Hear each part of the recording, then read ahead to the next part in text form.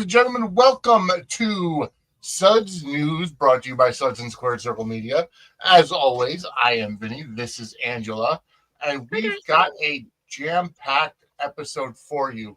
The chat is open. Go ahead and jump on in and leave your comments, leave your likes.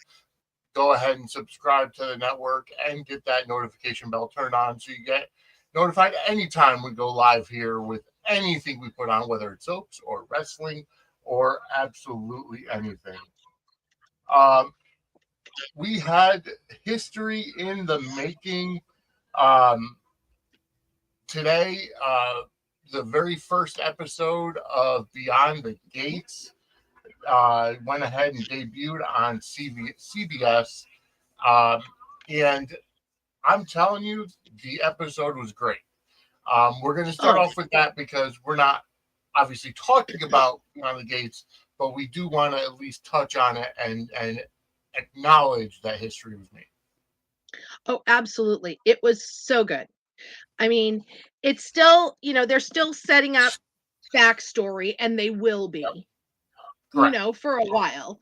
But I think that they integrated backstory in really well. And they really kicked off Soapy. I mean, we got Soapy mess from the jump. It was great. We really did, and I liked how they did it, and I'm particularly enthralled because of the simple fact that I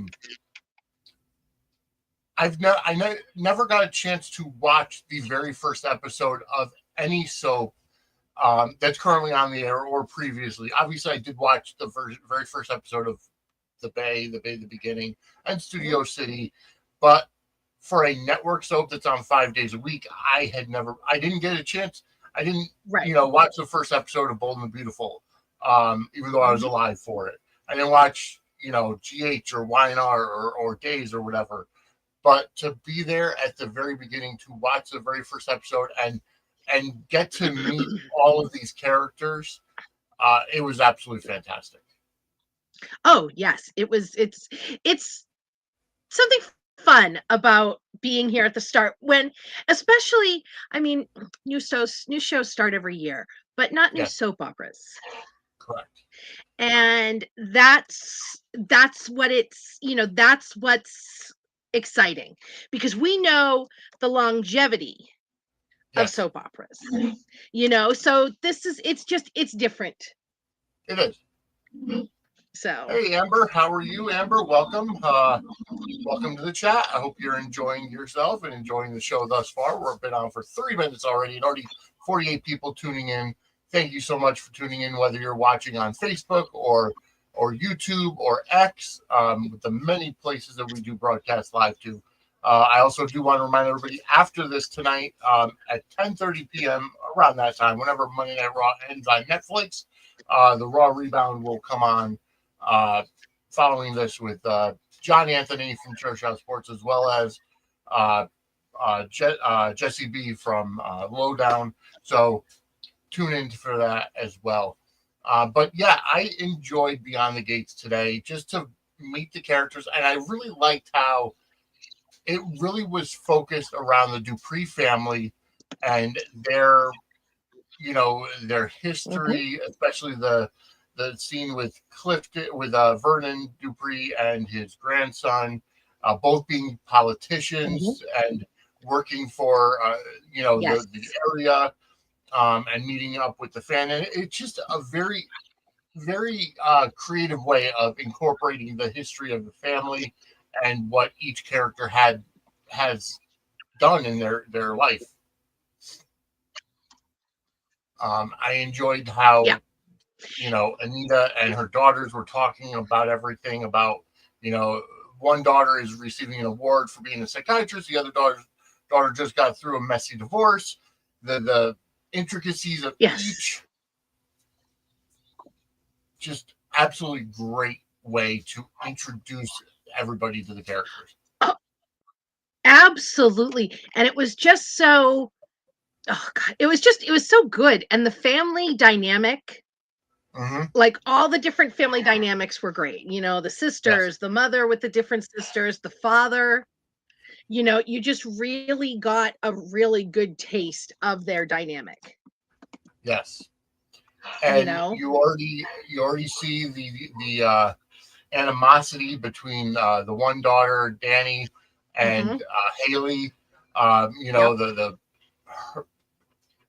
Danny's daughter's best friend who her ex-husband left her for. So you can already see all these soapy tropes in there. And in the very first episode, you get sex and you get violence and you get a slap hurt, which as a wrestling fan, the slap was fake as hell. But you know what? For a soap, you can't get much exactly. better. Well, that's the thing, is that it's the soap. So Yeah, exactly. that's But either way, also I do want to say, for those of you who are wrestling fans, WWE, former WWE superstar and ECW original Blue Meanie does have a podcast called Mind of the Meanie on there, wherever you find your favorite podcasts. And actually, I got to put in an Ask Meanie Anything question, and he did promote the show on his show, our network. So go ahead and listen to Mind of the Meanie this week. And they also followed us on X as well. Oh, that's fun. It was good. I actually asked him if he had ever had the opportunity to guest star on a soap opera. So, anyways, moving on. I mean, I guess we better get into our Port Charles. By the way, next Monday night, the 3rd of March. Oh my God, we're getting to March already. But the 3rd of March, at 10 p.m. Eastern, so immediately following Suds News, we're going to have Gate Crashers, and that's going to be Angela, Kim, and myself talking about the first week of Beyond the Gates. So that'll be at 10 p.m. Eastern, right after Suds News next week, as we talk about the first week of Beyond the Gates. That'll be Kim, Angela, and I. And that's going to be fun. Yes. By the way, Angela, I have to ask, did you get a chance to binge the first season of The Bay? Not yet, because I had the boys. Oh, okay. It was February vacation. Gotcha. Okay. And they stayed, because I'm a nanny, as most people know, and they stayed like overnight all week. Gotcha. So they could sleep in and stuff like that. So we had activities, but they're finally gone, and I'm finally, recovered. So that will be, yes, I'm very excited. Yes. So I'm going to watch some more of it, and then So for those of you who don't know, go ahead and listen to the most recent episode of Dockside at the Bay. Angela filled in for Kim last week, and Angela watched the first episode of The Bay the Beginning, which is found on Amazon Prime, and gave her first reactions to the show. So now she's finally got a chance to watch The Bay. So yes. What is this? All right. We are going we're going to finally move on to Port Charles news, which everything that we are. Hey Chad, how are you? Happy Beyond the Gates Day to you as well. I enjoyed it as well. I'm glad that everybody's starting to get in there. And folks, I do want to point out that just because there's a new soap opera starting, and it is against GH in many markets, there's DVR, there's streaming, there's no war. Rising tide raises all ships, and the fact that there is a new network soap opera is good for the genre and all shows. Absolutely. And it's today, in this day and age of streaming and DVR and everything like that, there is literally no reason somebody can't watch both.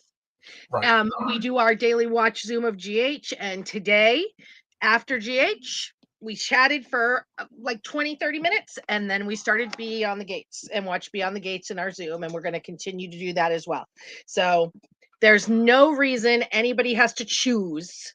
Right. Hell, back in the day, we used to record with different VCRs in different rooms. Yeah. And so the idea that somebody has to choose what to watch in 2025 is just craziness. Sorry, I'm just trying to find my charging cord. There she is. No worries. For my phone. I'm Um, like, I know it's here somewhere. All these um, cords. but yeah, so it's not a war. It's great Yeah. for the genre, and not to mention a lot of the production people, they do work on multiple different shows.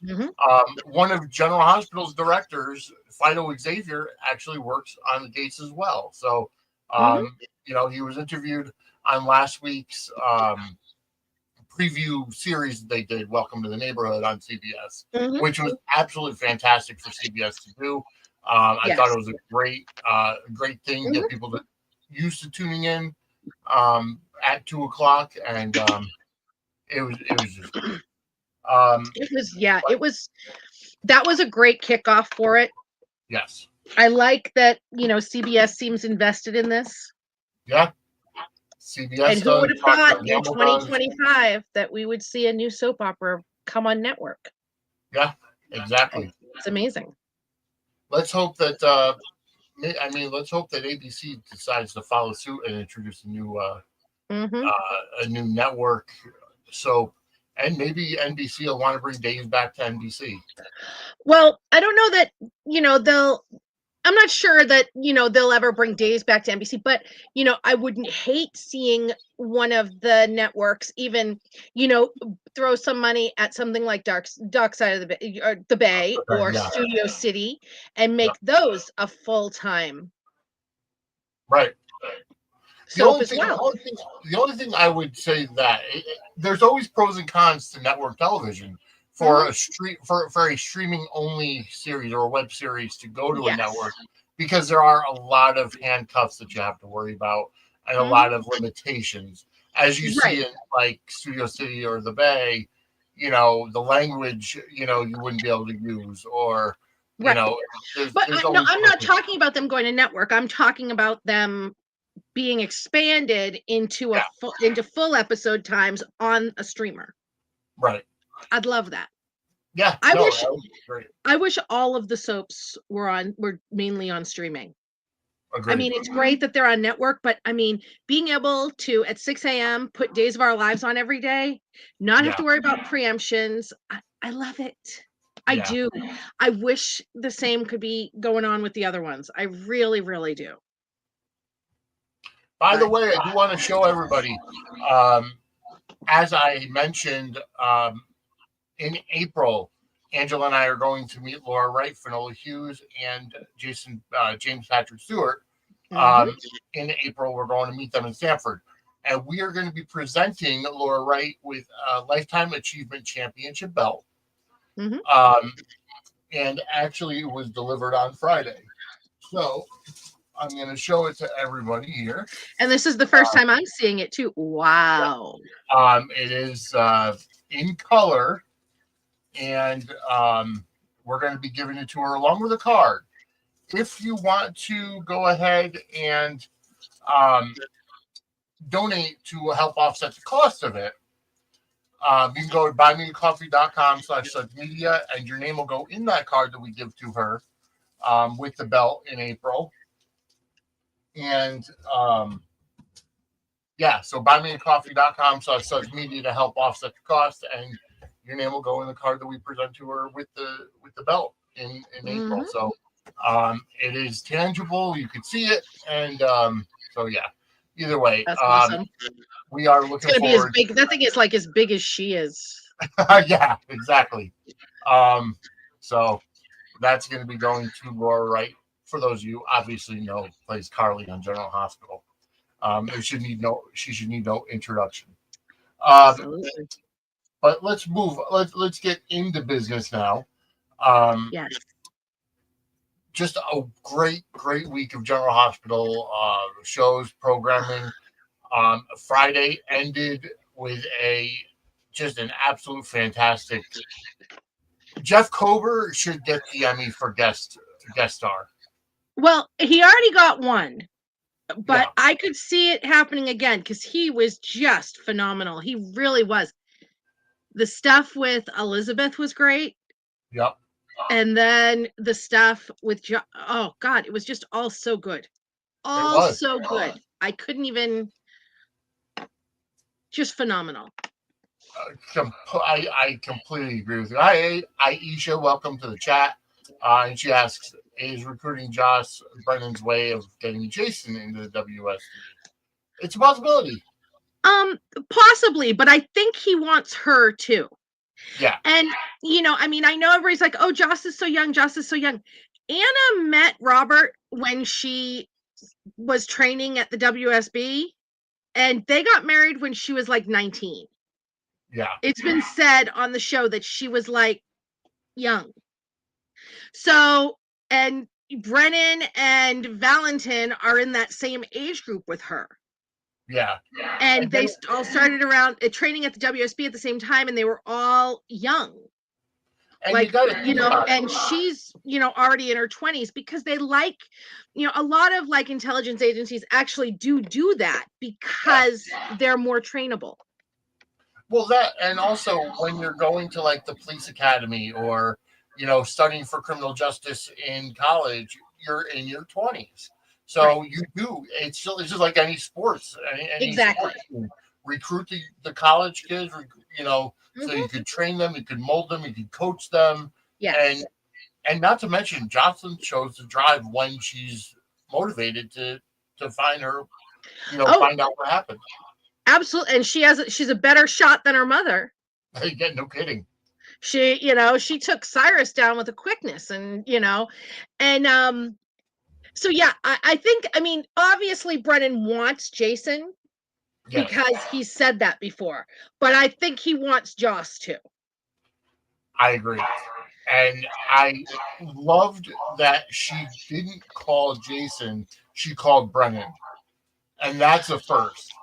I mean, I'm of two minds about that, because of course I love my Spencer Morgan family, but it made sense that she called Brennan because he had been the one guiding her on this whole thing. When he told her that he had been outside the whole time, yeah, and he didn't know she had a gun, right? So he saw Cyrus leave, get the axe, and walk back in there. Yes. So his notification wasn't her calling him. His notification must have been she went to the cabin or whatever. They had some sort of something. So he was there before she killed Brennan. Yeah. Before she killed Cyrus. Yeah. Yeah, before she killed Cyrus. Yeah. And it's just, and then he had everything all set, a change of clothes for her. Yep. And now $100 for a new phone too. It's really funny too, because she's a billionaire heiress. Yeah. So she really didn't need his cash, but hey, if he's going to give you some, you might as well. He did get you to kill a guy. Exactly. So it was interesting, but I mean, he was set with clothes that fit her, and now he has her phone, which has the evidence against Cyrus on it. Yep. And the gun. Yes. And I don't know if people remember, like some people were saying, oh, she used Dex's service revolver and didn't turn it back in. That was not Dex's service revolver. No, that was the gun that Sonny gave to Dex. Yes.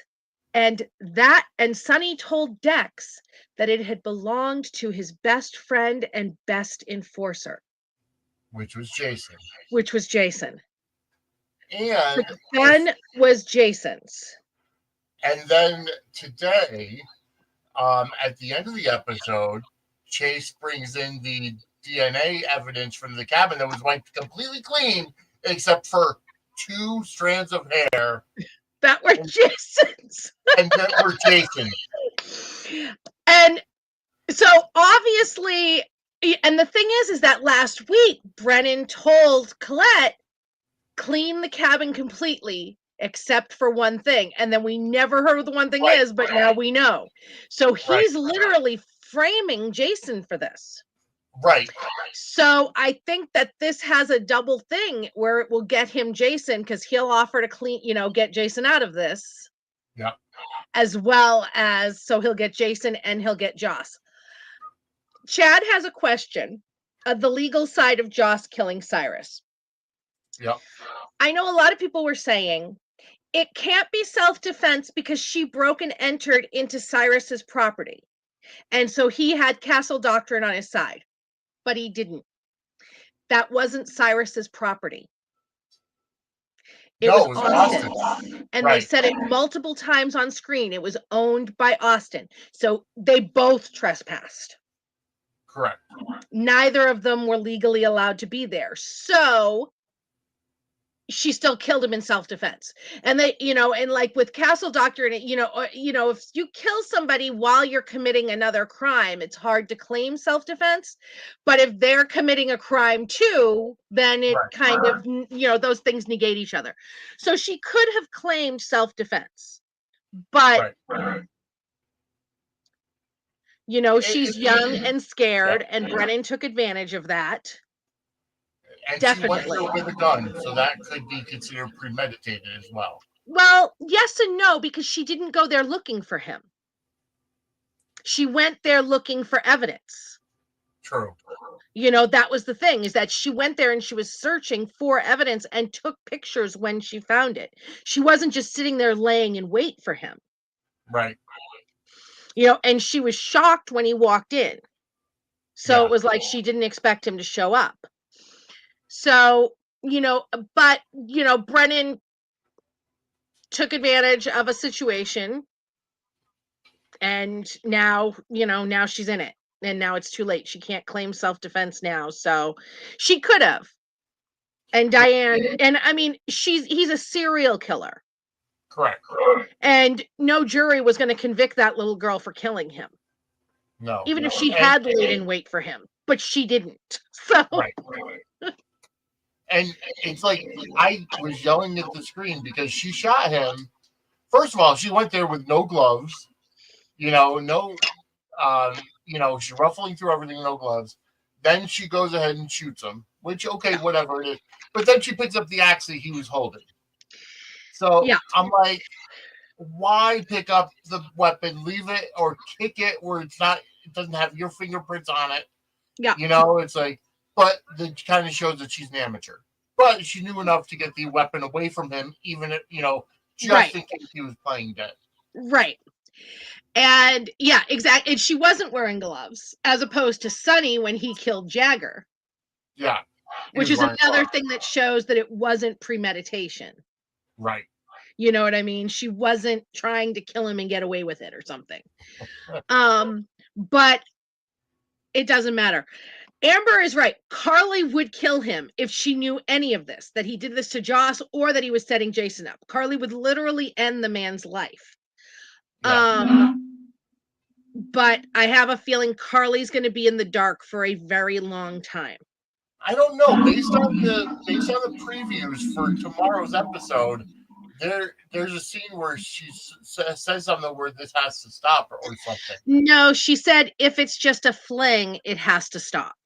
Okay, all right. That's what she says to Brennan. Yeah, no, it's later this week. There are some interesting. Jocelyn comes to a decision, which I think it's going to be working for the WSB. Carly's in shock. Yep. But I have a feeling that Brennan's gonna, and poor Jason's sitting there going, I can prove I wasn't there. He's thinking that, his brother Drew is not going to give that boy an alibi. I saw that coming. As soon as I saw that they had Jason with Sam, or at Sam's grave, I was just like, oh, that boy doesn't have an alibi. And then they had him go to Drew's, and I'm like, oh, God, Drew's not going to give him an alibi. Exactly. I would bet money that Drew doesn't give him an alibi, or he'll try to blackmail him out of those docks, Sonny's docks. Yeah. For the Esplanade or something. So, I mean, there's a lot of places that they can go with it. But whether you vote Republican or Democrat, we could all agree that Drew is probably the dirtiest politician in Port Charles right now. And I don't know. Laura's sitting there with the local mob boss, so well, I'm not okay. 100% sure who, she's besties with. So I'm not sure he still even qualifies as the dirtiest at this point.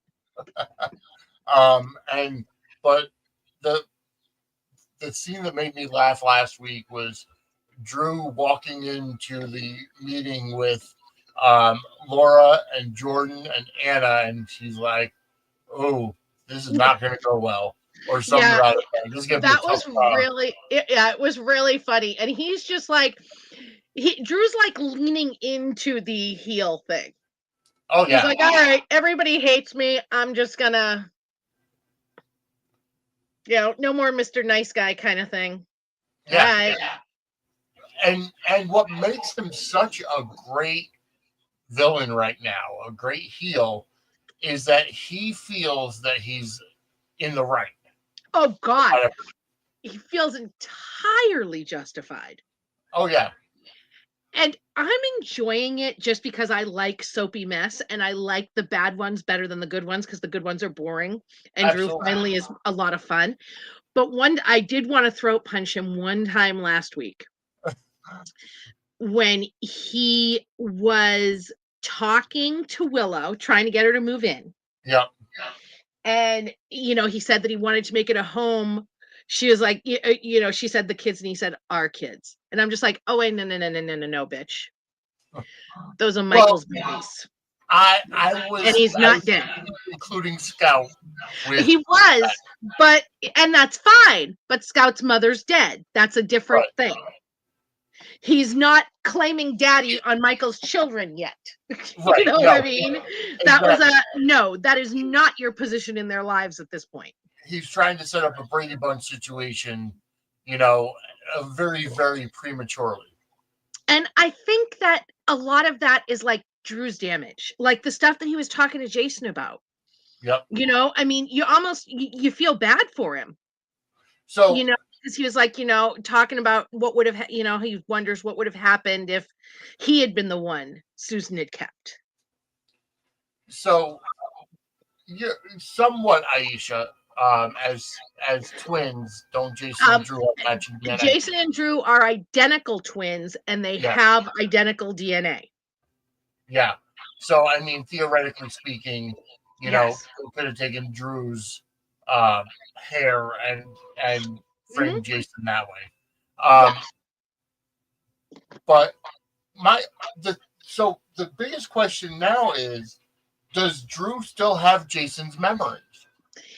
Or has he reverted or gotten his own memories back? Because I think it's a hybrid. I would tend to agree that it's a hybrid, because for him to come out saying, what if, I wasn't the right, whatever the case is. He definitely has at least some of his memories back. Yeah. I'm just not sure that he got rid of Jason's memories, is the thing. Yeah.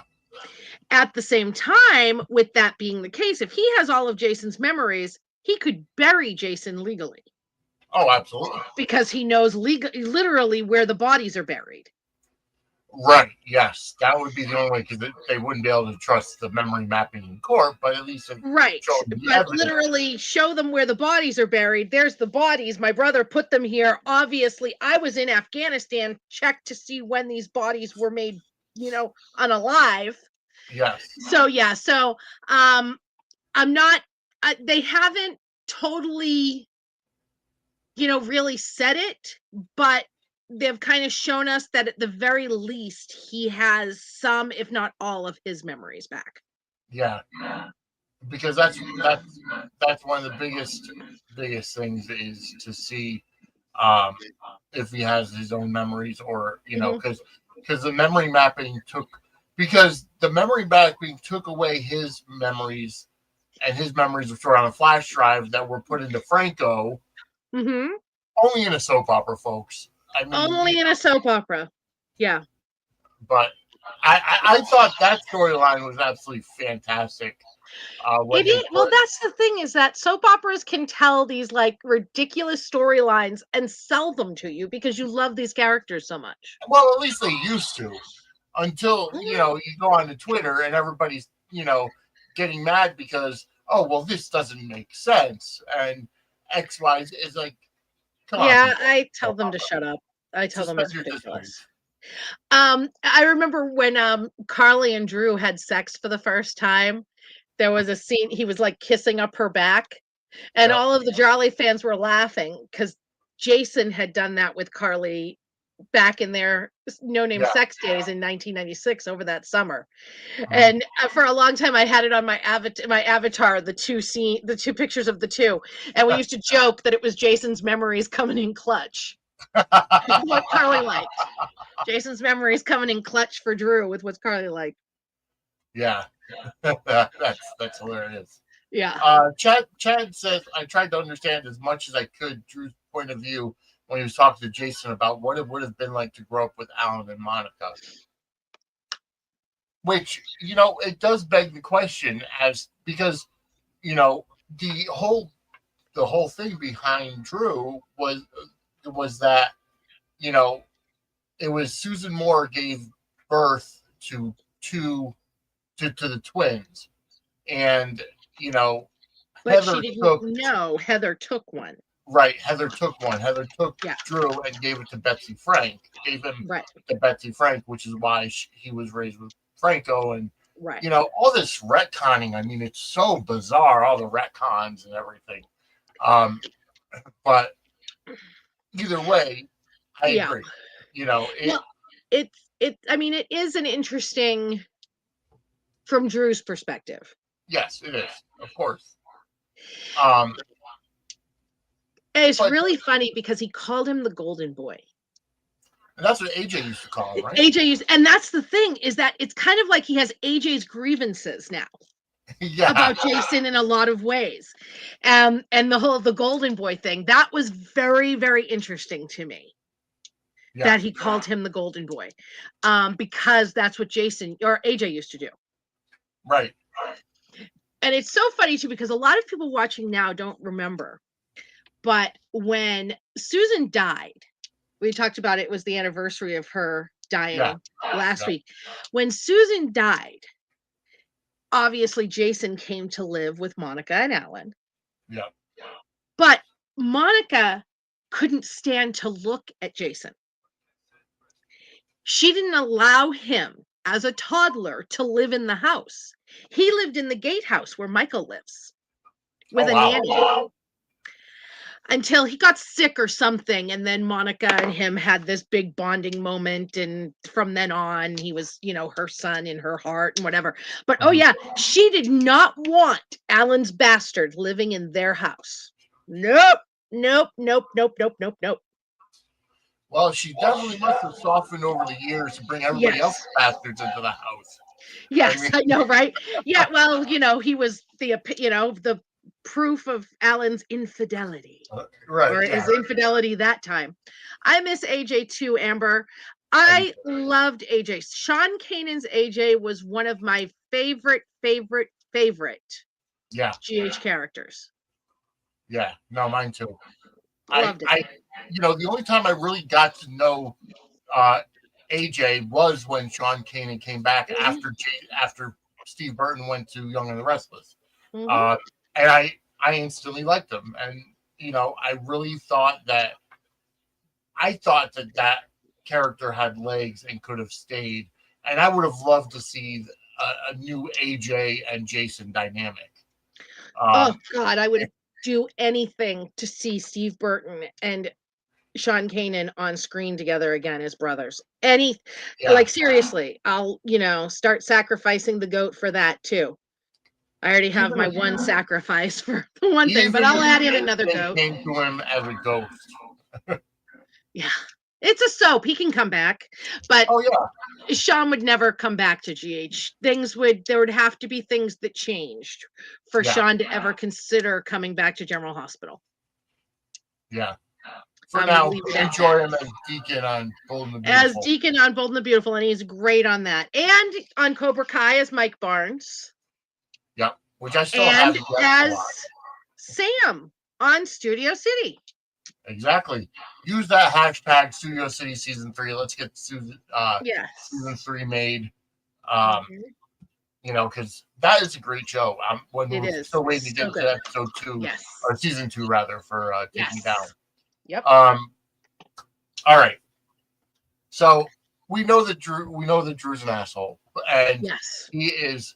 Here's the thing with Drew, and my thing is that because of everything that he's gone through in his life, and you know what, honestly, we don't know what exactly is in his head, whether it's his memories, Mhm. Jason's memories, not Yep. to mention all the stuff that happened with Franco and growing up. And when the guy, I forget the guy's name that Franco saved him from, that Yep. was abusing Franco, Mhm. and then going to war and being kidnapped, and Helena, trying to turn him Right. into. He's had so much stuff it happened to his head that. Right. And then getting kidnapped again, and Yep, Peter trying to brainwash him. I mean, this yep. poor guy. Oh, absolutely. But I think another way he reminds me of AJ is his grievances are his downfall. Yes, Like the things that he can't, the resentments he harbors yes. are in his way to being happy and Agreed. having a happy, satisfied life. He has decided that Jason and Carly are his enemies for things that they didn't do to him. Right, for no reason. He's the one that Right. broke up with Carly when Jason came back because he felt that Jason was always going to be her number one. Right. And he always, and it's like, it's kind of the same thing when Jackson and Carly were together. Sonny Mhm. was always her number, or even then, Jason was not her Jason number was her one. number one then too. You know, And my thing is, I don't blame him for dumping Carly because he wasn't wrong. He wasn't wrong at all. She was good. Jason was always going to come first, and he is not a guy who could handle that because right, of his history with Jason. And I get it completely. He wasn't wrong. It hurt Carly, but he wasn't wrong. right. But his anger at her is ridiculous because she hasn't done anything No, other nothing at than all. not beg him back to come back to her, which is like, dude. And now he's with his, her son's wife. Yeah. So I mean, he's just the justification of everything. Hmm. I have to say, I am very, very glad that Willow turned him down about moving in, because I was expecting her to be gung ho for it, to move the kids in with him, and him to sweet talk his way into a yes from her. She stood her ground and said, "We're not ready for it." Michael's still recovering in Germany. I would venture to guess, and of course I have no inside information. I would venture to guess Chad Duell will be back by the summer to bring Michael back to the campus. I think so too. I think Chad will either be back or there'll be a recast Michael. But I think that she's gonna end up moving in with Drew sooner rather than later is my Yeah, guess. I think I something will agree. happen where she'll move in with him very Yeah, soon. And the thing is that he's not just with her son's wife. right. Michael is also one that Jason thinks of as his son. Yeah, So, it's another way to hurt both of them by hurting Michael. yeah. So and Yep.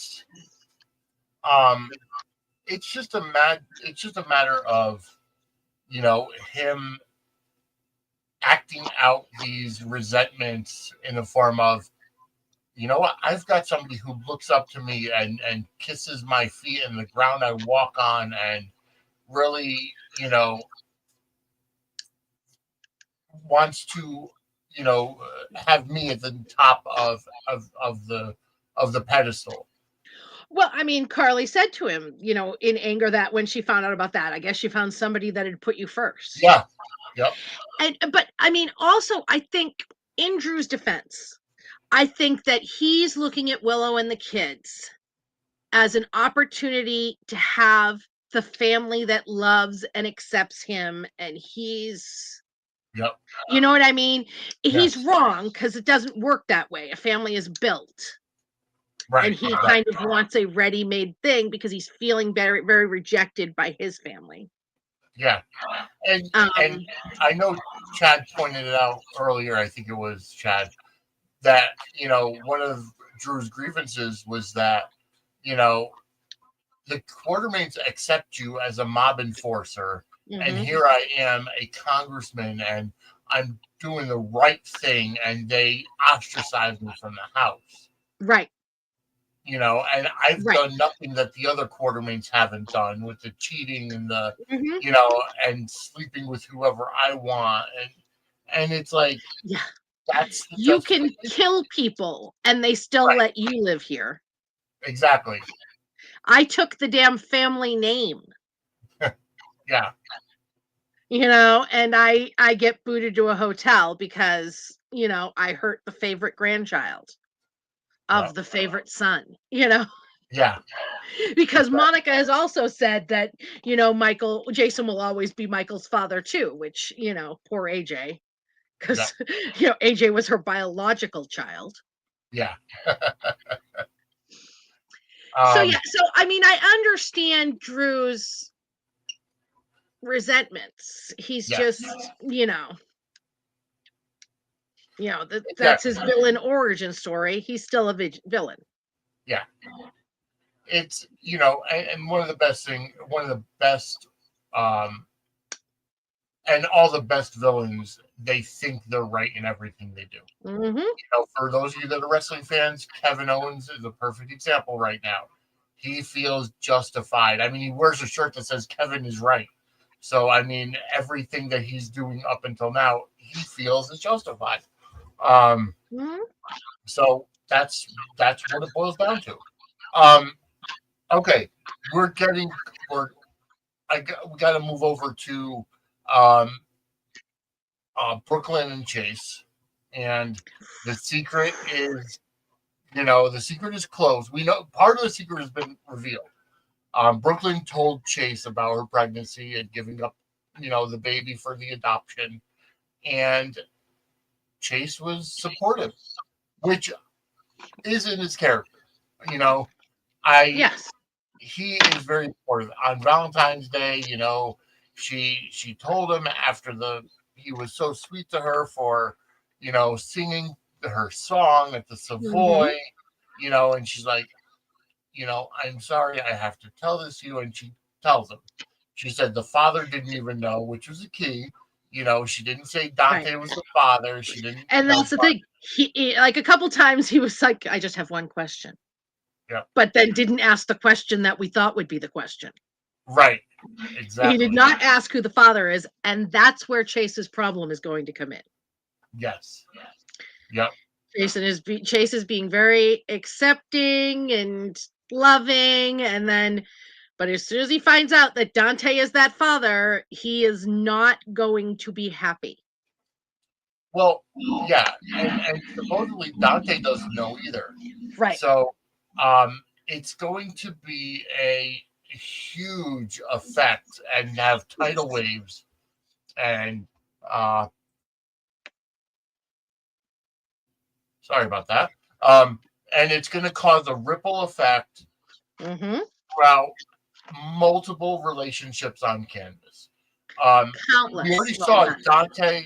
We saw Dante this week talking to Lulu and kind of filling her in that Chase can't get Brooklyn pregnant.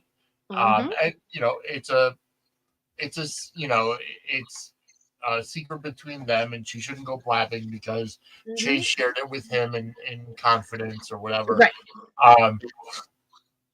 So, And then the scene today with Brooklyn and Gio, and Yeah, guys seem like so much more than just cousins. yeah, like get it Again, watch out for for falling anvils. And Lois exactly. standing there looking guilty as hell. Although Lois has already said that it's Yeah. Gio. But it's just really, really funny.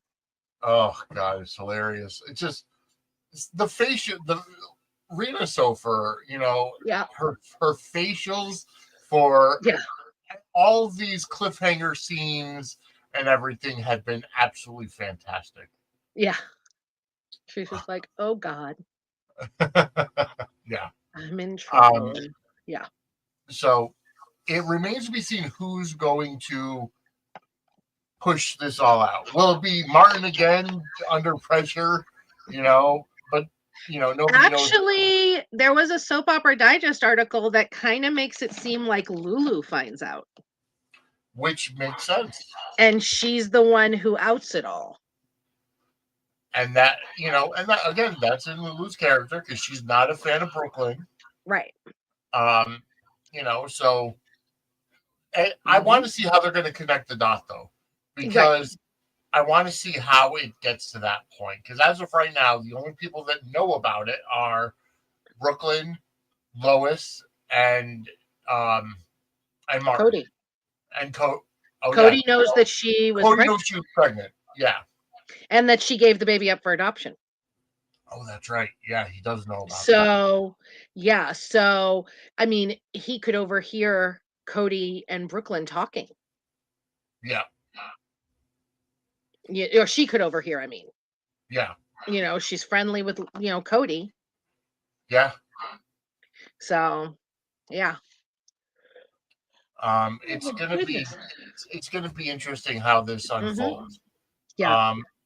So I'm happy how the pacing is going for that story. Because it's coming out little by little at the right intervals. Yes. And this and I think that this secret will probably end up destroying, Chase and Brooklyn's marriage. Yeah. I think it's going to definitely put some kind of distance between Lulu and Dante. Because and reignite the Lulu and Brooklyn feud. Yeah. That's already been simmering. Right. And it's like Lulu has a valid, obviously she's still kind of dealing through the mess of changes that happened while she was in a 4-year coma. And she feels like Brooklyn took her spot, especially with Tracy. Because and I mean, I understand that because she was very close to Tracy. At the same time, Tracy is Brooklyn's grandmother. So, right, yeah, exactly. Yeah. But you feel how you feel. Right. Oh, yeah. Absolutely. Yep. Yeah. But it's going to be interesting because Tracy is going to be very angry that Lois and Brooklyn didn't tell her. Yes. So that could push her more toward. Oh, Ned's going to be furious. Sonny's going to be furious. Although I did hear somebody say today, because a lot of people are like, "Oh, Sonny must know. Sonny must know." He couldn't have known that it was Dante's kid because he didn't know that Dante was his kid. Right. But then I was thinking, I'm like, it's possible that he knows that Gio is Brooklyn's kid. And it almost adds up in the fact that I'm almost wondering if I'm kind of wondering if Lois knew that Dante was Sonny's kid beforehand, because it's possible Olivia was her best friend.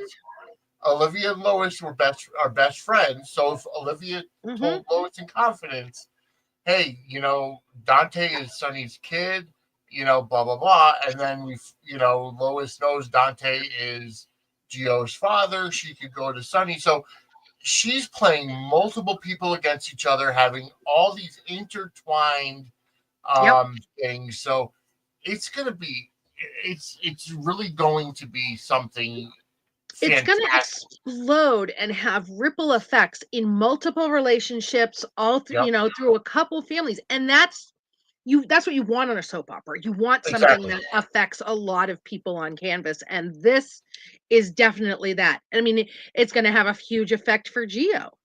Yeah, exactly. He thought he was an orphan. He thought, he came from this place, and now this is what and so, there's a whole lot there.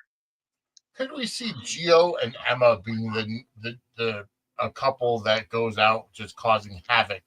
Because Emma seems to be this party girl now and rebel in her rebellious stage. Oh yeah, I could And definitely see him acting out yeah, and her feeding into that. I agree. I think that could be something to go for it. Yeah. I'm loving it. Either way. So kudos to the writers for getting this story up and running because Hmm. once it's revealed, it's going to be great. Yep. But that wasn't the only thing that Dante was involved in this week. Dante, um, today on today's episode, went and told Alexis and Molly and Christina that you know Sam's murderer was Cyrus, Yep. and that Cyrus is He's currently missing right missing. now. Yep. Yeah. So, Nancy Lee Ron, for as much as she ruffles feathers in personal life, her acting is superb. And, you know, Yeah. um, she honestly deserves some kind of an award for ever since Sam died up until now, just Well, fantastic work. I mean, honestly, she's had so much good stuff, but so has Kristen Vaganos or Christina Yeah, Chris. Kristen. I mean, the Molly is another one that Yep, had great supporting stuff. Um, so's Joss or Eden. It had yeah, great supporting because that's the category she'd be in now. So it's GH has an embarrassment of riches for supporting actor, and Nancy Lee Grahn submits in supporting. Although, I mean, she could. I mean, technically, I think she maybe could submit in lead. Although, I mean, the past few months definitely, but not like all year. But I don't think she will. She tends to like to submit in supporting. yeah. So, But they literally have an embarrassment of riches. GH does in that category. oh, absolutely. Now, So I'm not. I'll be honest. I'm not watching YNR Bold or Days, so I don't know what they're looking like in terms of you know uh, possible submissions for lead and supporting. But I would go with a GH for a clean sweep. But that's me. I mean, I personally think Laura Wright deserves it for, Bobby alone. Absolutely. Bobby's death alone, plus, the stuff around Jason coming back and, the Michael stuff is this year. But um, I mean, she was phenomenal. Yeah. Yep. Um, but there are some other, I mean, Sharon Case on Young and the Restless is definitely a lead contender. I don't really know who we have for lead male. I mean, Burton, I guess Burton had some good stuff. Yep. I don't really think, I mean, Mo did he? No, not really. I He don't hasn't I had don't much. really think Mo had tons last year. I mean, he had the meds thing, but it had kind of fizzled out by then, I think. Yeah.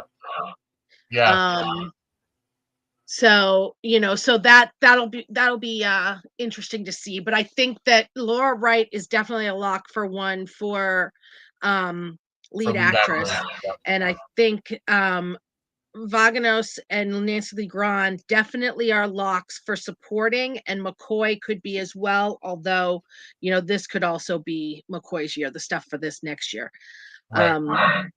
um as far as, I mean, Dante Yeah. around Sam's death. I mean, I guess honestly, Dominic could submit for lead, but usually he submits for supporting. Right. But he has great stuff around Sam's death. Oh, absolutely. Um, they have a new category Yep. for emerging talent, which is going to take the Yeah. place of younger, and it's for Right. people who are on their first contract. Okay. So that's the It could be anybody. qualifier.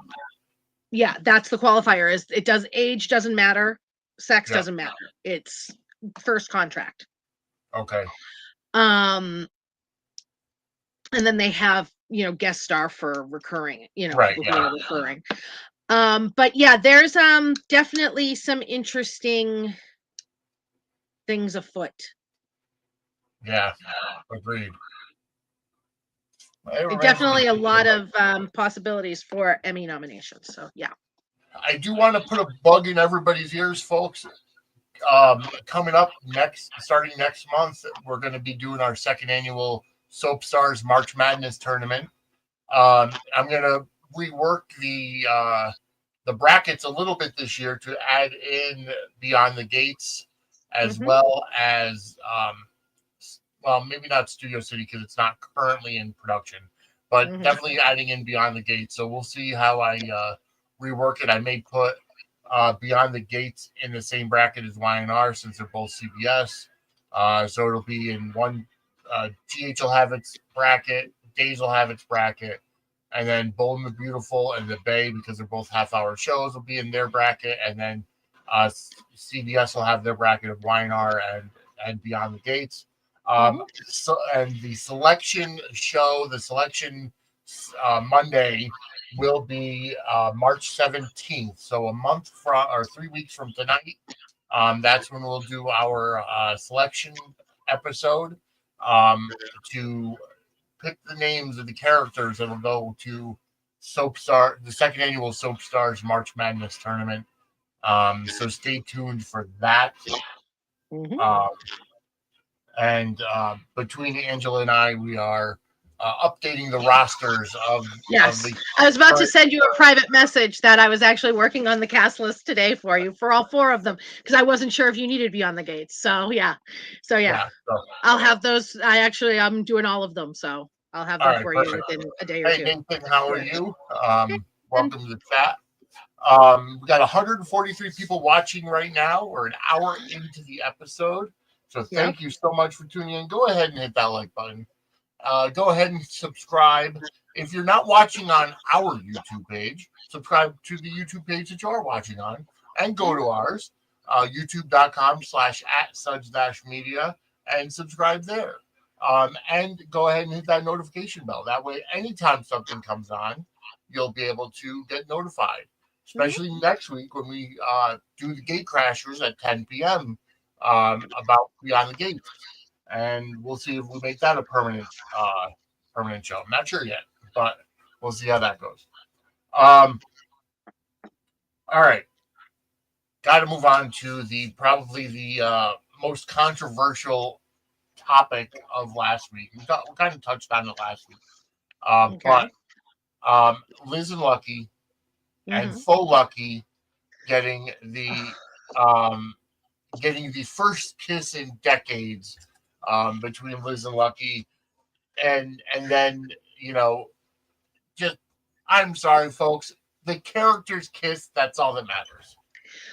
We went into this in depth on the latest episode of Angela Answers Fan Mail. Yes, which is available now. Yes. So check it out. And you will get a real Lucky and Liz kiss. The thing is that with the block taping, I'll do a real quick thing here. With the block taping, they put up the sets and take down the sets. And it saves money, and they'll shoot everything that they have written for us, on the particular set for like the next month. Yeah. In like a small short of time. So they're not doing things in chronological order. They don't shoot scenes in chronological order. Now, there were recurring actors that were brought in for scenes on Liz's set. Yep. Aiden, Tobias, Cyrus. Yep. When they're recurring actors coming in and doing scenes, it's hard for them to then hold things. It would have been, because the Liz and Lucky kiss was like a 30-second, just a one little snippet scene in there with all those other scenes at Liz's house. Yeah. So, it's not like when Sonny was in Nixon Falls and they had his ghost appearing to Carly a couple times. Those had been shot, way before they aired. And when it's just contract actors they're dealing with, it's in Carly's kitchen. So Carly's kitchen is up, but the only actors who are going to be in it are contract actors. Then it's easier to shift things around. When there are recurring actors in the mix, not as easy. No, you're absolutely right. And that's what it boils down to. Is that when you have the recurring actors on a certain day, and for God's sakes, people, Jonathan Jackson couldn't be there because of the fires in LA that were going on at the time. I don't know whether it was a travel issue or whatever the case was, because, and think about it, we went into, like you said, we went into detail about it on the last episode of Angela Answers Fan Mail.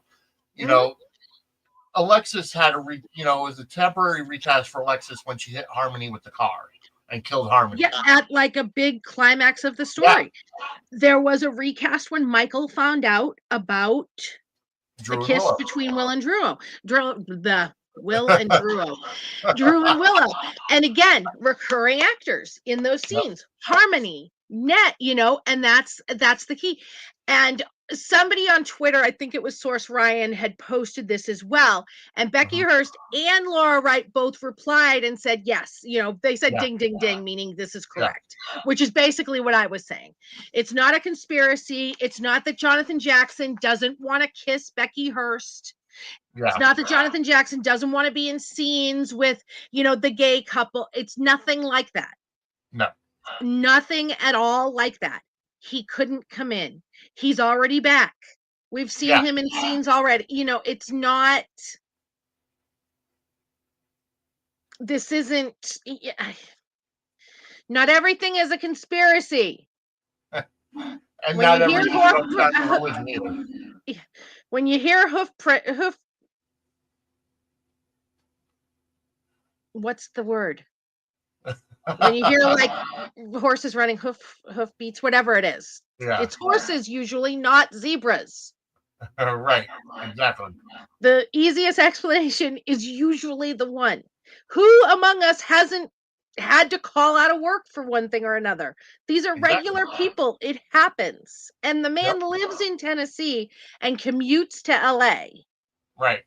For work. I mean, so think about it. It's like, especially at that time, flights were being canceled, and he would have had to stay at a hotel, which were housing the people that were displaced by the fires. And the Airbnbs were as well. And airspace was restricted for a while. And, there were it was like a perfect storm of things. So it happens, folks, and that's all there is to it. Yeah. And trust me, you'll get a Jonathan Jackson and Becky Earp's kiss coming up. Yes, you will. And I would bet that it's sooner rather than later. Yeah. And you know what? It was a great, you're right. So you're right, Chad. Soap Twitter will find issues with everything. Oh God, yes. I mean, hell, they've already created a Monday Night War situation between Beyond the Gates and General Hospital. Because here's the other thing that kind of adds into it now. Taj Bello has announced that he's no longer on contract with GH. So the speculation has already begun. He's going to be on the Gates. And he might be. I would highly doubt it. Yeah. Because he graduated last year from the LA Art Academy or whatever with a degree in digital directing. Yeah. And he just did a directing like a directing apprenticeship program. Yeah. I think that's what he's going to do. And honestly, remember, Beyond the Gates films in Atlanta in Atlanta. So it's it's not as easy unless you're willing to move across the country or whatever. And, well, no, you have to move because not only do they film in Atlanta, they are requiring contract cast members to That's right. relocate and be residents of Georgia. They have to That's move right. there and change their residency. Because I think it's for tax purposes or whatever for the show. They get some sort of whatever. So it's not like GH where JJ can live in Tennessee and commute to LA for when he has to film. They have to live there. One of the actresses, I think it was Cara Mosley, was talking about Carla Mosley. Sorry, guys, I'm real tired. I'm still recovering from last week with those children. She was talking about how she, it was hard when she got the offer because it required moving to Atlanta. So that was, yeah. No, and Chad, you're right. I agree. You have to mute sometimes to limit what you're reading on X, because Twitter, there's a ton of garbage on there. And they don't know what the hell they're talking about with the damn ratings. Yep, exactly. I mute people very rarely, and I don't block anybody but porn and spam or somebody like they'd have to be crazy abusive. I do just porn, ads, stuff like that. I block. Other than that, I'll mute a couple people, but I had 7 brothers and sisters. I can ignore people. Yeah, exactly. I can literally ignore people right in my face. I can definitely ignore things on Twitter. I don't always do it, but I can do it. I'm capable of doing it. I don't have to take the bait. I just, like to a lot. Yeah. I think I'm going to have to host another Spaces about ratings, do another, Professor Angela to try to again school people about ratings because they keep forgetting how they work. Yeah. And it's infuriating. It really is. It is definitely infuriating. You're not kidding. Because the Nielsen rating system is not it's not a viable algorithm anymore because it does live plus 1 day viewers. Live plus same day, 3 a.m. to 3 a.m. Oh, that's it. Okay, so that's it's not it. live It's not 24 hours from it was if it's 3 a.m. to 3 a.m. that day. That's the ratings that we see. And it's a sample of 42,000 households. Yep. Out of, they estimate 125 million television having households in the United States. Right. And it's what those people are watching live or same day on their DVR. Right. Not streaming, not on the app, yada, yada, yada, yada. The Nielsens have their place. They are a part of the ratings picture, but they are just a part. And the reason we don't see the rest of the ratings is that they're not for us.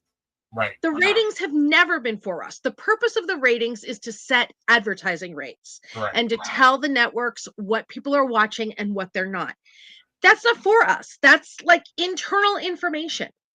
Yeah. It's like trade secrets kind of thing. And they don't release stuff like that. It's why, Disney knows down to the millisecond what people are watching on Hulu. Of course. Yep. What they're watching, how they fast forward, whether you go through the credits, everything. They know that. Same, days NBC with Peacock, CBS with Paramount Plus. They have all of that information. They don't release it because it's not for us. Exactly. It's for them. So, and folks, I do want to also point out as we're talking about ratings, because the ratings has always been a big topic in wrestling as well. For we'll take AEW. AEW consistently does anywhere between 5 and 700,000 people watching on TBS for Dynamite on a Wednesday night. And we just found out as wrestling fans, they are not releasing the numbers of people who watch when it's simulcasted on Max, because now it's on Max. Those numbers are only known to the WBD, Warner Brothers Discovery executives. They have the option to release them, but they don't. They just say they're happy with it. So exactly. it doesn't matter for us. We, as fans, should not care anything about the ratings, nor should we read anything into them unless we've taken classes on how to deal with it or work for a network. The ratings thing kind of cracks me up too, because it's like people will be like, well, I'm not enjoying it and the ratings bear me out. It's like, yes, people, I know. I don't understand why people cannot just like or dislike something based on their own personal feelings. Why they feel the need to base their liking or disliking on what other people like and dislike. I do not give a shit if I'm the only General Hospital fan in the whole wide world, because I'm the only one I'm watching for. Exactly. I don't care if I'm the only Carly fan. I don't care if I'm the only Jason and Carly fan. I don't, because I'm not watching for other people. I'm watching for my personal enjoyment. Yep. And I do not understand these people who feel the need that the group has to agree with them. Exactly. Or they can't have their opinion. And I'm just like, dudes, love yourselves more. Or what gets me is people that everyone feels the same way. The fans. Yeah. All of us. Right. The viewers. Oh gosh. All right. Let's kind of move on. Okay. let's move on. All right. So, Valentine's Day. Brennan and Carly. So sweet. Have they gotten the chemistry? Has new Brennan? Oh, I absolutely. I think that they have. I think it's obviously it's different than Charles. Obviously, it's different because they're two different people. But I absolutely think they have the chemistry. Absolutely. And McKenna also has that thing, because Charles was a charismatic son of a bitch, but still could turn on that streak of bad guy. Yes. And McKenna has that too, because he's so different talking to Colette. Or Cosette, whatever her name is, the WSB chick. So different talking to her, so different in business mode. And so he has that too. I thought the Valentine's Day stuff was absolutely adorable. I was annoyed at Donna because I wanted him to break her back on that counter. My girl needs to get laid, okay? She deserves it. It's been over a year. Because Drew dumped her in April or March. Drew dumped her the beginning of March. So it has been a year since, she had any. And, that's not okay. It's going to start affecting her eyesight and stuff. We need to get her laid. But I have no doubt it'll happen. I think it's going to happen before. Yes, exactly. I think it'll happen before, she finds out all the crap. Yeah. So, but it's funny with them having the time together and the sync going haywire, and Carly's like, I gotta call a plumber. Plumber. He's like, I'll take care of it. Yeah. Like, you know how to fix the sink? My dad was a plumber. Yeah. So and it was cute, and she liked that she was the only one who knew that about it. It was adorable. It was, yeah. It was really adorable. Yeah. So I liked all of Valentine's Day. I liked the Lulu and Dante stuff. I did too. I thought that was really cute. Brooklyn and Chase were fine. They were cute. Drew and Willow, I thought it was hysterical, them getting, kicked out of the Savoy. Yeah. Kai and Trina were really cute. Who else? Lucas and the new guy. How are you feeling about Kai and Trina as a couple? I like them. I like them a lot. I do too. A whole lot. I loved how he smacked down his boy today. Yes, I liked that a lot. I liked the fact that we're getting more layers to Kai now, And the fact that Kai, I like that Kai and Quinn were talking today, and they kind of pointed that out. And he's like, "Don't talk to her without me don't there. talk to her on my behalf again." That Right, was I really liked that. And the idea that he's looking at the bigger picture now. He's looking at life after football and other things, and the stereotypical jock, is only focused on football, only focused on the team, the game, the sport, not worrying about, especially when you're a Division I college athlete on a scholarship, that's your life. And that's where Quinn is. So Quinn's like, if it wasn't for her, you would have never gotten hurt. It's like, dude, I was putting up the best game of my career. Right. So the idea that, she's come in and turned his life upside down. No, she's opening his mind to other options now that he's hurt and can't freaking play the game anymore.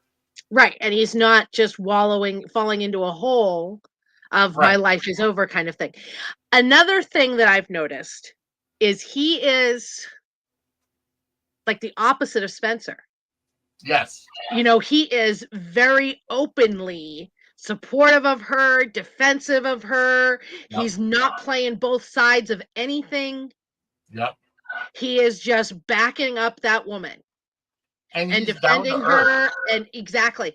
And he's humble.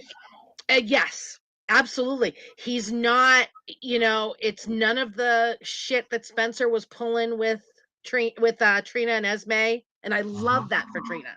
This guy is just laser focused.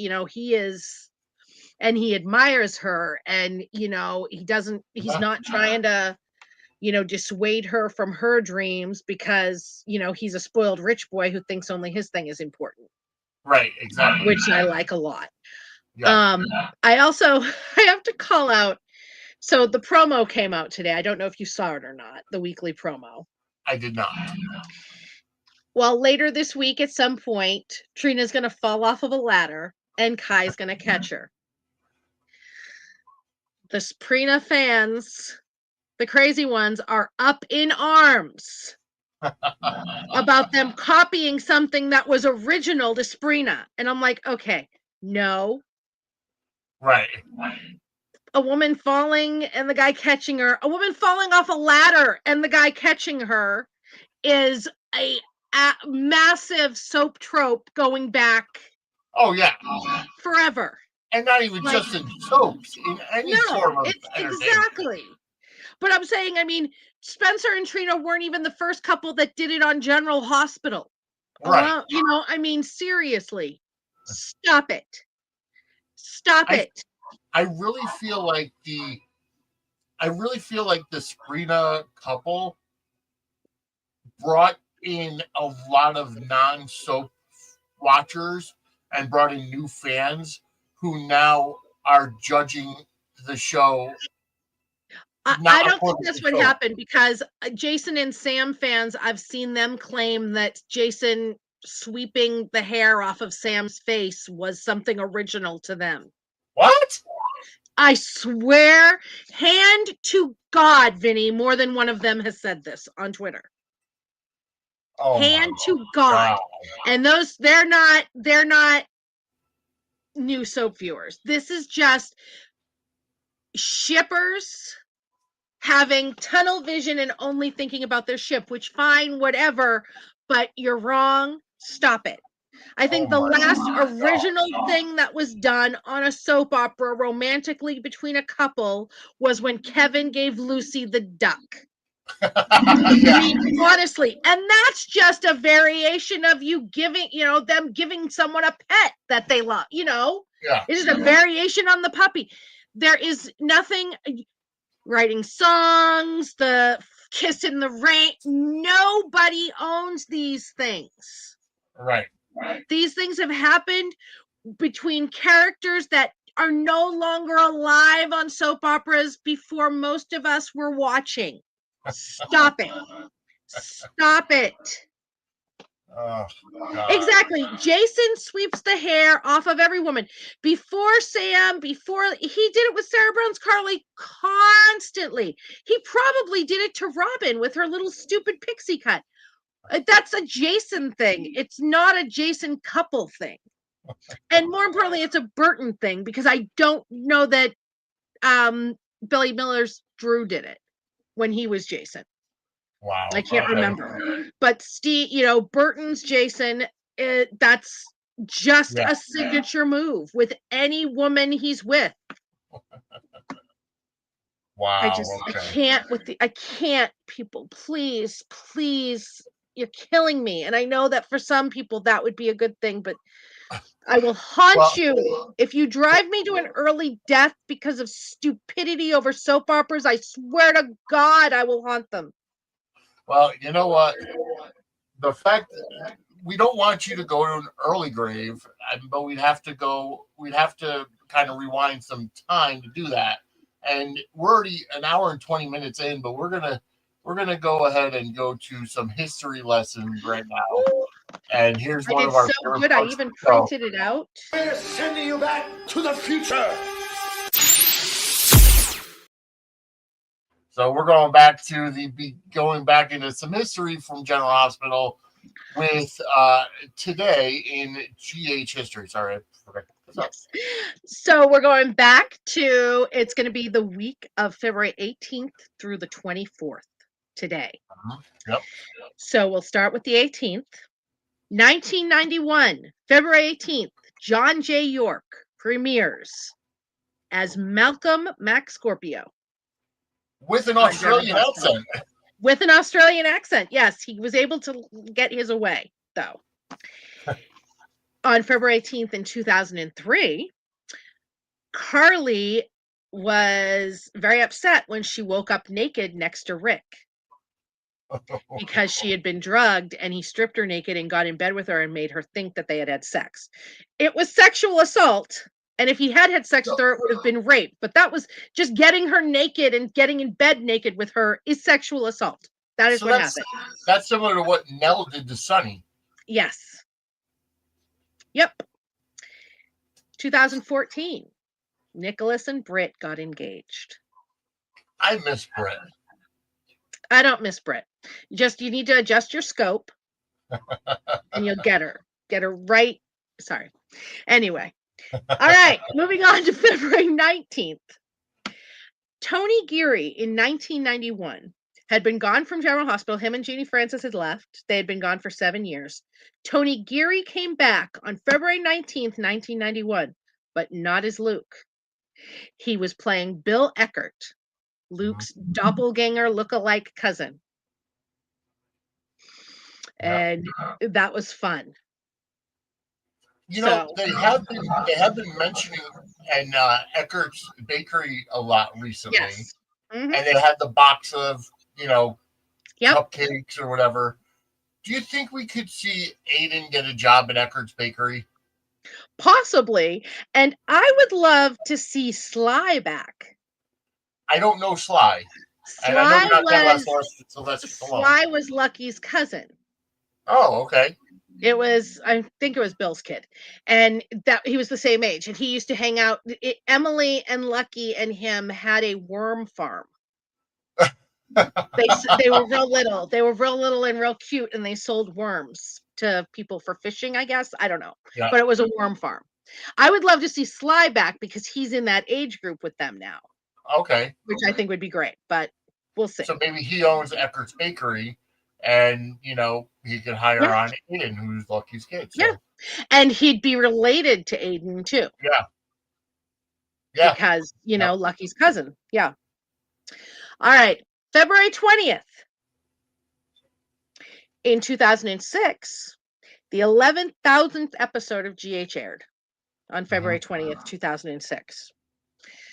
And Emma Sams came back that episode after 13 years as Holly.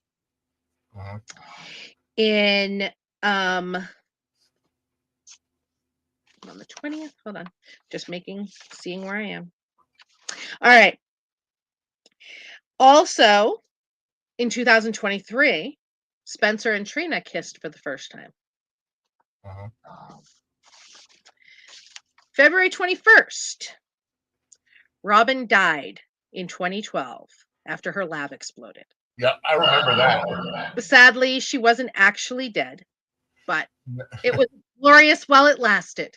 But you know what? That story right there led to Jen Lilly as Maxie turning in some fantastic performances because she blamed herself for the explosion. Right. In 2018, on February 21st, Before you get to that, Jen Lilly was a temporary recast of Maxie at the time because Kirsten Storms is battling an illness. So when it comes to temporary recast playing, monumental moments, right, that put Jen Lilly on the map. Mm-hmm. Go on, I apologize. It's okay. Josh Schwickard in 2018 premiered as Detective Harrison Chase on February 21st. February 22nd, 2008, Diego Alcazar was revealed to be the text message killer who had killed Georgie. February 22nd, 2011, Brenda and Sonny finally get married. It lasted all of 5 seconds, but they finally got married. Hopefully she comes back and gets her man soon. February 23rd, 1964. Wow. Rachel Ames debuts as Audrey March, who is Liz's grandmother. Yep. Yes. No. And then February 23rd, 2010, ABC aired the 12,000th episode of GH. In 2016, Julie and Alexis got married. Yep. And in 2018, they aired the 14,000th episode. And now, today, in General Hospital history, February 24th, Jason Culp in 1988 debuted as Julian Jerome, later recast, but he is a character that went all that way. And in 2009, Maxie dreamed of a world in which she had died and BJ had lived. Oh, wow. I need to issue a correction. When we were talking about when Tony died in 2006, and I said that it was during the Toxic Balls storyline, I was wrong. And I was called out quite viciously and vehemently on the message boards about being wrong. It was not Toxic Balls. It was the monkey virus. I stand corrected. Okay. And I stood corrected on the message board, but I said that I would also correct myself on air. I'm not trying to spread misinformation. Maybe it's just that I like to say Toxic Balls. I don't know. But the monkey virus storyline was really funny too. And the monkey virus storyline I absolutely loved because that was great Jason and Carly stuff. All right, I just confused my February sweeps disasters. Sorry. It's a lot of history to get through. Thank you very much, Angela, for today in General Hospital history. Let's get back to current day. And by the way, if you guys look at the picture of the time circuits from Back to the Future in that little montage, I did change the date of destination time to April 1st of 1963, which is when GH premiered. So pay attention to that or freeze frame it. All right. So the aftermath of the faux Lucky and Liz kiss, there's a knock on the door after Lucky leaves, and it turns out to be Cyrus. And we kind of alluded to it earlier, but holy cow, Cyrus and Liz, what a fantastic scene and set of scenes there between them. He really hated, it's like he was desperate for her to understand. Yes. And it was almost like, he wanted her to agree that his work was important so Yeah. that he'd kind of have her forgiveness for killing her, Yeah. kind of thing. You know what I mean? Is that it was, oh God, it was powerful. Oh, it was fantastic. Yeah. Just the way that he kind of he's acting out because he's not allowed to set his mother free, and Hmm. just all these other people that he sees that are, and the revelation that he was just pumping the drugs into Lulu, which caused her liver to fail. And the fact that, and the reason why that Sam got killed is because she interfered with killing, setting Lulu free or releasing her from Hmm. pain. Just powerful. Like, again, a freaking awesome villain Just, justifying his actions. He's in the hmm, right. He's doing God's work. yeah, it was And just, oh God. God. I mean, it was such, I mean, he had to get caught, Yeah. but oh, what a loss. What a Oh, loss for the show. Jeff Kober is just so damn good. I mean, and who knows? So Maybe good. maybe the WSB has him hidden somewhere. Exactly. That's the thing, is that he absolutely could still be alive somewhere because Brennan hustled her out of there really quickly. And she Yep. took his pulse, but that could, The wrist pulse is not always accurate, and I mean, especially. yeah. And Finn and Liz, who are both nurses, or one was Finn's a doctor, Yeah. took Peter's pulse after he fell Yeah. down the stairs and both declared him dead. So Joss could certainly be forgiven for Especially if she's in shock. Right. exactly. So, and his eyes were open the whole time. There was no Hmm. bleeding out of the mouth. Yep. I think he's still alive, and the WSB has him hidden somewhere. I hope so, because Oh I wouldn't God, I mind would seeing him come kill. back. I would absolutely. Oh my God, it would be phenomenal. It really would be. Oh, fantastic work. But Yeah. either way, just, and then the aftermath of that is Lucky gets stabbed with the digitalis, Yeah. and she calls 911. She starts the chest compressions. Hmm. Isaiah and Portia work to save his life. So then he's in critical condition, and then he crashes, Yeah. and they finally they regulate his stuff, and Hmm. lo and behold, he's fine. But it was touch and go there for a little while. Hmm. Poor Aiden, gets home to an I empty know. house after I know. this. He's having a nice date. Yep, you would think that Elizabeth would have at least texted him while they're on the way to the hospital, say, "I gotta take you back to the hospital. I'm not home. Meet me there," or something like that. Yeah. Um, but Yeah. yeah, That poor kid. but either way, just a slew of events, Hmm. and the fact that the good thing is Isaiah knew what was going to be used to offset digitalis. So he had already figured that out. So Hmm. that was a very good thing. Um, let's see, trying to see what else. Okay, so Anna, Hmm. the absolute worst. I mean, the police departments in any soap opera is bad, Just the worst. Just so but bad. just as the police commissioner, Elizabeth did all of her work for her. Like, Elizabeth found all the evidence, and Anna only had to make a call to connect, find out who bought the stuff, and it turned out to be, Paul Damascus, which, okay, it's a biblical reference, Yeah. which makes complete sense for the fact that Right.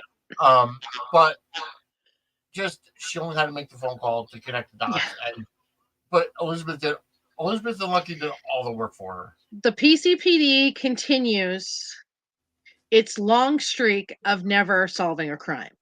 Exactly. Exactly. Streak is unbroken. Yeah.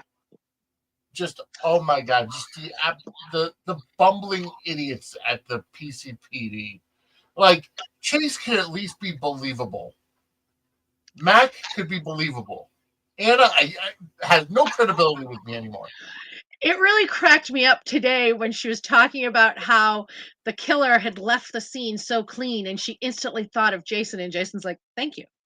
Yeah, I love that. I laughed The out cat loud at I that. let out when he thanked her. Yeah. And she gave him a look like, "Not what I meant. Not meant as a compliment." And he's like, "Well, I'm gonna take him where I can get him," kind of thing. Just and then her whole, what happened to everything we talked about Yeah. that I had talked to you about. I know that you're a hired killer and the man killed your son's mother, but I thought we had talked about this, Jason. Yeah. It, I just I find it, first of all, Anna knows one of two things. Either she feels like Jason lied to her, which Jason is a man of his word. Whatever, whatever you want to say about it, if he makes a yeah, promise but to you, he or didn't promise her that he wasn't going to kill Cyrus. That's the no, whole thing. If you go back and watch, she asked him to promise and he didn't. He just looked at her and walked out. right, but he did say, you asked me as a favor, so Right. you know, Right. But what I'm saying though is that you said he's a man of his word. He didn't, but the thing is that he didn't give his word. And the same thing is that he, if he had killed her, he wouldn't be confessing it. right, So, exactly. and she knows that. Yes. So, I like how she said, call Diane because, this is going to, yeah. it's going to get hot and heavy here and, you're going to need her. And Yeah. he's like, for what? Yeah. And I love how he said, I can prove I wasn't there. I was at Sam's grave and then I went to go talk to Drew. And, well, Yeah. we went over that already. We all just know what's coming with that one. Yep, exactly. Let's see. We saw And no. I need Jason to not be surprised. Yeah. He can be pissed off, but I need him to not be surprised that Right. Drew isn't going to give him an alibi. And I also So, I also know that there's definitely going to be some kind of animosity if there was none before, which there already was. But there's going to be animosity between Jason and Brendan. And well, absolutely. Well, another thing that happened in the promo is Joss goes to the PCPD and is frantic about Jason and is saying to Anna, he didn't do it. And yeah, and is like, how do you know? I have a feeling that they're going to get interrupted by Brennan or something. yeah, Who's going to be like, you can't tell her. And then right. he's going to have a conversation with Jason. I mean, Joss tried to have a conversation with Jason. I have a feeling that Jason is going to find out before Carly. Oh yeah, of course. And it's funny too, because at Danny's grave, he promised that from now on Danny would be first, which to me was like, oh, anytime anybody on a soap speaks in absolutes. Oh, that's why. Speaking of which, that's just the death knell. If somebody says always, promise, I swear, the absolute opposite is going to happen. And then just kind of going back today's debut episode of Beyond the Gates, there was that one girl who said, "I'll never want any other man but you." Right. And it's like, okay, how long is it going to be before she cheats on you? Right. I was going to say May sweeps. Something. She is going to be banging another doctor at that hospital before you know it. Yep. Yeah. So, just like at Jason and Carly's wedding when he kissed her hand and said he, promised that he'd never leave her. And I was just like, damn it, I know what's going to happen. Don't say never, promise, always, swear. Yeah, no, he's going to find out that it was Joss. Brennan's going to be blackmailing him. Yeah. And he's going to be stuck because if he doesn't give in to Brennan's blackmail, is he going to throw Joss under the bus? No, she's like a daughter to him. Yeah. And she is his goddaughter. I mean, he helped raise the child. They're very, very close. Yep. And she didn't do it out of malice or spite, So, Right. yeah. This is going to be such a soapy mess, and I'm so excited for it. I am too. I am loving it right now. And I'm sorry for all the people that are calling for Frank Valentini to get fired. You guys have a problem. Like there's no reason for it. He is doing a great job. Granted, he's been there for over a decade, so maybe maybe there needs to be a change, but not for the reasons you think. Well, here's the thing. There's not going to be. Right. There's not going to be. Frank leaves when the lights go out or Frank decides to leave.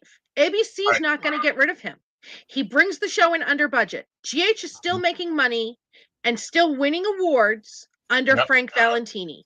That's all they care about. Exactly. That's it. End of list. Exactly. Let's see.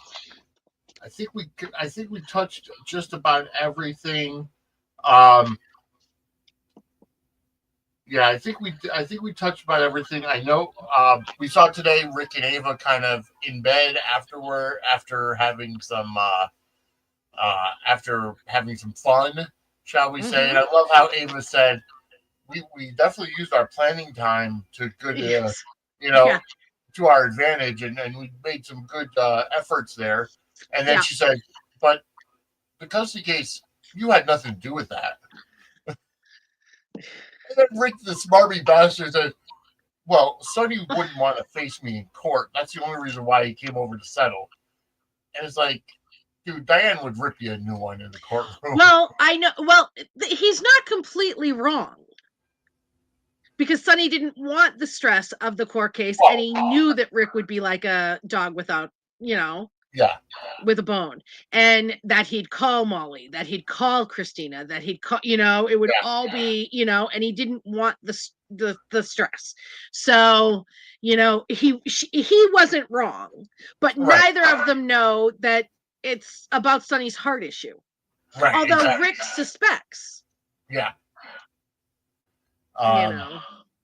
And Rick and Alexis were really good today too. They were, and I really liked how she was very apprehensive, even to like take a hug from him. Yes, she was like, "Don't touch," and then she took the hug. In a rare moment, he was being very empathetic for her and sympathetic, and and it's like I like the apprehensiveness because you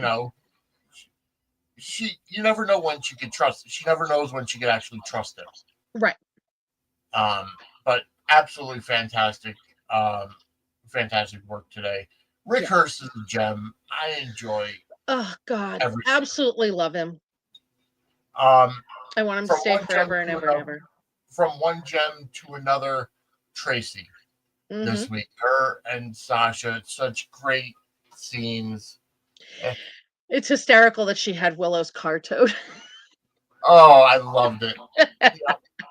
Just petty as fuck. I love her. Well, she had the car towed out of the garage, put on the street. No, she made Willow move it. Was it? Since Willow moved out of the gatehouse, because Willow had been storing it in the garage at the Q's. Willow was the one who parked it on the street. Oh, because Tracy told her she had to move it, and then Tracy had it towed because there's no on-street parking in the Tony area of Port Charles, apparently. Of course. And I liked her scenes with Jason too.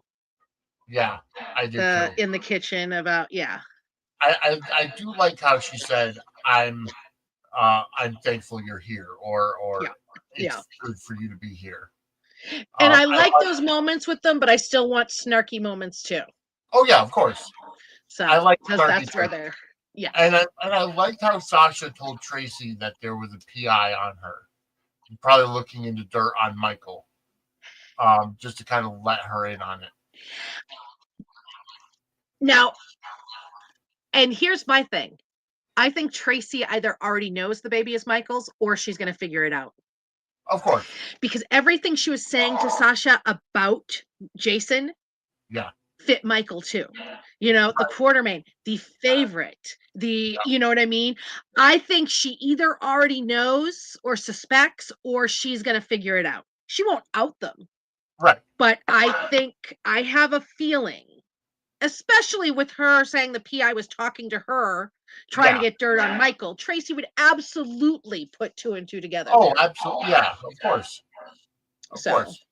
Mac's reaction to the kiss was freaking phenomenal. No. That I cackled. It was so funny. And then, with him with his head on Felicia's lap, and he hadn't felt that way since Robin was dating Jason. Oh my God. And because Mac did hate that. Mac was raising Robin, and oh my God. Oh God, Mac hated it. So funny. So funny. Yes, absolutely fantastic. Folks, thank you so much for tuning in. 188 people currently watching. Thank you so much. Go ahead and hit that like button again. Subscribe, get notified, share and share alike. We're going to be coming up with a lot more content coming up. After this, at about 10:30, whenever Monday Night Raw is over on Netflix, it's going to be the Raw Rebound with John Anthony from Chairshot Sports and Jesse B from the Lowdown. They'll be on here talking about Monday Night Raw. And then next week at 10 p.m. after Suds News, where Angela, Kim, and I will be talking about the first week of Beyond the Gates with the new show Gate Crashers. So will that be put into a permanent rotation? We're not sure yet, but we're going to at least do the first week and see how it goes. We've been at it for almost 2 hours, an hour and 45 minutes tonight. I mean, we could talk about GH forever. Oh, God, yes. But either way, folks, I think we've kind of hit everything that happened this week. Thank you, Chad. Wait a minute. There's one thing we did miss out on. Was Maxie through Spinelli trying to set up Lucas with a model. Yes. And on Valentine's night. And Maxie was supposed to be in those scenes because she was in the breakdowns. It was Maxie and Spinelli. She was in the breakdowns, but the breakdowns come out a lot sooner. So Maxie probably had to just be cut out of those scenes because Kirsten Storms was sick or something around the fire, something.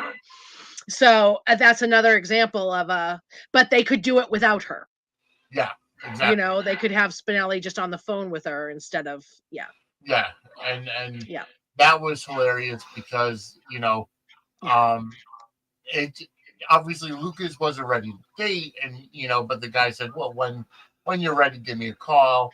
And sure as shit, Lucas ends up with Brad at the end of the night, kind of sitting there at the bar. But I like that he didn't take him home or go home with him. Yes. Yeah. Yep. I don't know that they're going to go there. Steve said, what if Quinn, he had said this before too, has a gay crush on Kai and that's why he really hates Trina? I don't think they're going to go there. I mean, they could. I don't think that's what it is. I think it's all about the football thing. But we'll see. We'll see. We'll see. But I believe that's about it. We touched on everything, folks. Thank you so much again for tuning in tonight. Kim will be back on Dockside of the Bay. We'll be filming that tomorrow. It'll be released on our Patreon, patreon.com/Suds and Sports Circle. All of our pre-recorded stuff comes out early and ad-free there. And then it goes to the RSS feed on YouTube.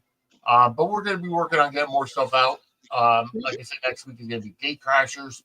The new show that's going to be dedicated to Beyond the Gates. But folks, we've had a great time. Thank you so much for the chat. Again, hit that like button, subscribe, get notified. Angela, where can everybody find you? Brooklyn74, pettyprattle.com. I'm Brooklyn74, pretty much all over the place. Angela Ryan Duncan on Facebook, and love to chat soaps. And guys have any questions or anything, send them to me. And definitely go check out the newest episode of Angela Answers Fan Mail. It does have its own RSS feed, and it's up here on YouTube as well. You can find me at Vinny Suds on Twitter and Facebook, at Suds Media on Twitter, and then suds-media.com. And then Suds and Squared Circle, I think, is on Instagram. So, folks, have a good night. We will be back next week with another episode of Suds News. Have a good night, everybody. Good night, guys.